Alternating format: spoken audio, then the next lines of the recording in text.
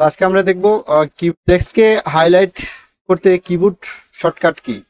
তো ধরেন এই যে এই লেখাটুকু আমি কি করতে চাচ্ছি, হাইলাইট করতে চাচ্ছি, কন্ট্রোল অল্টার এইচ।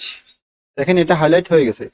ধরেন আমি যদি এখান থেকে ধরেন এইটুকু হাইলাইট করব, তো এটাকে হাইলাইট কালারটা আমরা চেঞ্জ করে দেই এটা।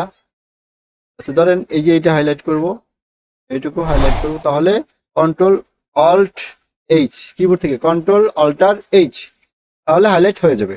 তো এইভাবে আপনার এমএস ওয়ার্ডে টেক্সটকে হাইলাইট করা যায়।